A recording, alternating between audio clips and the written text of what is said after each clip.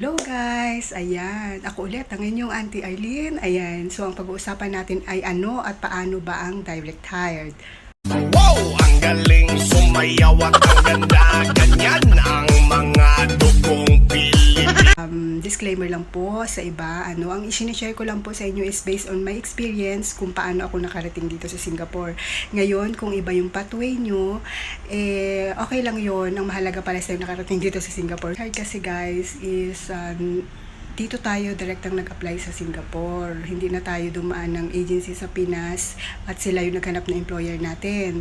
So yun, bali may two ways kasi kung paano kayo kuha ng trabaho dito sa Singapore, which is yung una is yung sa online, yung mga merong mga nagpo-post na mga tawag ito, mga hiring or yung mga sa newspaper kung uso pa ba or sa mga ads o mga ganun. So yun guys, pero actually di ko to nire-recommend kasi guys, pag lack of information kayo about sa pag-apply online, wag nyo na lang to i-try kasi baka mamaya mapeke kayo. Then the second one is kung may kakilala kayo sa Singapore or meron kayong agent na pwede maglakad ng papers nyo, guys, na sila yung papasa ng resume or biodata nyo dito sa mga agency sa Singapore. Bali guys, ang agent, usually sabi nila, huwag kayo mag-agent kasi ganito, ganyan, mas mahal. Oo, totoo po yun. Kung meron naman kayong kakilala na pwede magtumulong sa inyo para magpasa ng mga biodata nyo dito sa Singapore, wag na kayo mag-agent. Pero kasi ako, based on my experience, yung kaibigan ko, pinasa niya ako doon sa agent na yun kasi nga siya yung may alam talaga ng agency dito na pwedeng maka-hired sa akin. Maganda lang agent pagka first time nyo, wala talaga kayong ka-idea kung paano mag-apply kasi talagang i-guide nila kayo kasi nga guys, ang mga agent naman po kasi dito kasi sa Singapore, salary deduction. So, ibig sabihin, wala talaga masyadong ilalabas na pera, wala tayong ilalabas na pera, pero babayaran natin sila sa pamamagitan ng yung mga first few months na sahod natin, yun ang ipambabayad natin sa nilabas nilang pera para makarating tayo dito. Which is, kung may agent tayo, makukuha lang naman ng agent yung commission nila kung makapag-work na tayo dito. So, ipupush talaga nila yan tayo na makarating dito sa Singapore kasi dun pa lang naman sila magkakapera nun. Step by step kung paano ba ako nakapag-apply sa direct hired. Okay guys, ganito po yung ginawa ko.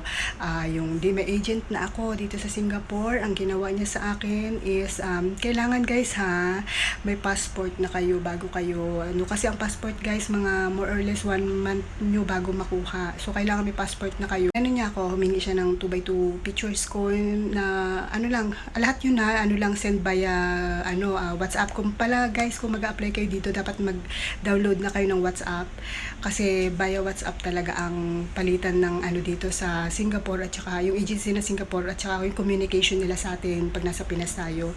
So yun, ang unang inano sa akin is dapat may yung passport ko, tapos yung 2x2 picture, tapos yung biodata actually, siya yung gumawa nun sa akin, yung resume ko.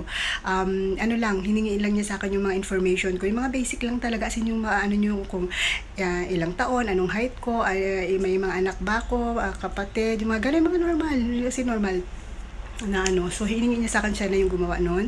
Tapos may pinasa siya sa aking video na dapat naka white ako, tapos white background, tapos na full body yun dapat may picture ka rin pala ng full body, tapos parang nakaganon ako guys, tapos ako dun sa video, gagayahin ko yun, yung parang sasabihin ko na I'm Arlene Gadon from Philippines, ganito, ganun, magsabi ka ng about sa sarili mo, kasi gagayahin ko yun ganun, tapos sinend ko yun sa kanya nung matapos na. After nun, pinasa na niya sa agency. So, naghintay lang ako guys. Alam nyo guys, ang maganda lang kasi sa direct hired ka. Lalo kung ang mga agency karamihan dito sa Manila, di ka na pabalik-balik. So, bali, ang lang, ikukonta ka lang nila kung ano na yung gagawin mo, isisend mo lang sa kanila, ganun. Kasi nga, kumbaga hindi ka nagagastos ng pamapamasahe. Tapos mag-anuhan lang kayo via WhatsApp lang kung ano yung mga kailangan nila, ganun. Tapos yun nung tinanong niya kasi ako, kasi nga usually sa newborn, kids or elderly, ang kinuha ko kasi is newborn. Tapos sabi niya, okay, may prospect na employer na, sabing ganun sa akin. So, schedule ka na for interview, pwede ka, available ka ba na para isiset nga ng agency na makausap ako.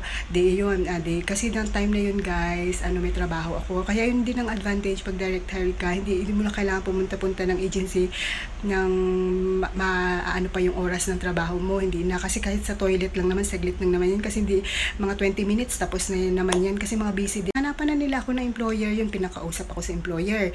Nung okay na, first employer lang guys, nakuha din na agad ako. Kasi sabi ko nga, ang tip kasi na binigay sa akin ng agent ko is mag eye to eye contact ako sa employer. Kahit anong kaba, normal lang yun. Kasi naintindihan nila yun. Kasi first time nga. At saka wag akong pag ganon. Kasi nga, isipin nila is may nagtuturo sa atin. So, yun. At always smile. Ayan. Yun ang ano nila. Laging nakangiti kahit anong mangyari. Tapos, okay na. Naano na ako ng so natanggap ako dun sa first interview pa lang, nakuha na ako ng employer. Tapos noon, ang ginawa sa akin ng agent, okay na, natanggap ka na, sabing ganun. So, ipapatraining na kita sa pero kailangan ko munang i-sure yung medical ko. So, yun guys. May mga ilan kasi na yung agency dito sa Singapore, sila yung kaya ito palang reason kung bakit nagkakaroon din tayo ng bakit wala tayong direct hire tayo pero bakit nagte-training pa rin tayo sa mga agency sa Pinas. Kasi guys, karamihan kasi ng mga agency dito sa Singapore nakikipag-connect yan sa mga agency sa Pilipinas para sila ang mag-training sa atin ng mga kailangan na lang na hanggang makarating dito. Kasi ang tawag doon, mas alam kasi ng mga agency sa Pinas kung paano yung way ng paglalakad ng mga PIDOS, testa, mga ganun-ganun natin. So, yun, para mapadali din tayo kasi urgent tayo kasi nga may employer na tayo. So, yun. Ang sabi niya sa akin, mag-medical ka muna kasi guys, kailangan nyo munang mapasa yung medical nyo kasi pag na-pending kayo sa medical, yun yung pinaka-problema. Ang diskarte kasi talaga guys sa karamihan ng mga niyan, pag na-hired kayo, pinapapunta kayo sa agency dun sa Pinas at kinukuha po muna pansamantala yung mga original copies ng mga documents nyo, especially passport nyo. Kasi once na mag-medical kayo, sila kasi maglalabas ng pera, wala kayong ilalabas na pera na kahit ano dyan. Once na nag-pending kayo sa medical, mau-hold kayo. So, ang mangyayari nun is, pag hindi nyo na tinuloy yung application nyo, syempre yun na gastos nila, ibabalik nyo yun bago nyo makuha ulit yung passport nyo. Ganun ng So, pero yung sa akin, yung agent ko, tiwala naman siya sa akin na maipapasa ko yung medical. Kasi may trabaho ako. So, ibig sabihin, fit to work ako. Kaya pinamedical niya muna ako nun bago our agency sa Cubao. At binigay ko na yung aking mga original. Dapat guys, lagi kayo mag-back up ng Xerox din para sa sarili nyo. Kung sinabing at kailangan may 2 Xerox kayo, lagi kayo mag-back up para sa sarili nyo. Yung original nyo, lahat yon muna sa agency habang pinaprocess lahat yung mga mga kailangan nyo pang gawin. So, una, nung okay na yung medical ko, so chinek, may pinaano sa akin yung agent ko na na tao na doon ko ipasa yung na staff siya ng NAR agency sa Cubao. Tapos, nung pinasa ko na sa kanya, sabi niya sa akin, so nakaano pala doon, urgent na ako na kasi by last week ng January nung mga anak yung aking employer. So, December 17, 17, nung pumunta ako doon sa NAR, tapos sabi niya, sige, mag-training ka na, sumabay na daw ako doon sa batch, kalimutan ko na kung anong batch yun. So, ang maganda lang kasi is yung training center din nila is sa second floor lang din naman nung NAR na yon, nung agency na yon. So, yun, pinaano nila ako noon. Kung paano lang naman yung mga common na ginagawa ng mga DH, yung mga nagba-vacuum, kung paano mag-operate ng washing machine na automatic kasi yung mga ganun lang, mga common lang. And after noon, mga 5 days lang yata, dinispatch kami para mag-test 5 days ba? So, basta yun, mga ilang araw guys. So, yun, sorry basta mga ilang araw yun, kayo nun para lang, malapit lang din. Naka-white t-shirt kayo, tapos may binayaran na kayo, malit lang na halaga. Tapos nun makukuha nyo na yung, actually, after nun, meron kayo yung certificate ng test na guys, sa mismong main ng test na nyo yung makukuha, hindi dun sa agency ha. So yun, din nang makompleto ko na siya lahat, tapos kailangan na i-forward yung aking kontrata, yun na nagkaroon na ng problema ng kontrata ko. So, finorward ako sa ibang agency naman. So, so pumunta ako ng Luzerne agency sa may Paranaque naman yung kanilang parang boarding house. So yun, pumunta ako doon. So doon ko naman training ang PIDOS ko at saka ang OWA ko. Actually guys, saglit lang yun kasi one day, half day lang yata ang PIDOS tapos one day yung OWA. So by scheduling na kaya siya medyo napatagal guys. Tapos noon, so na-forward na yung kontrata ko, nag-sign na ako ng contract ko.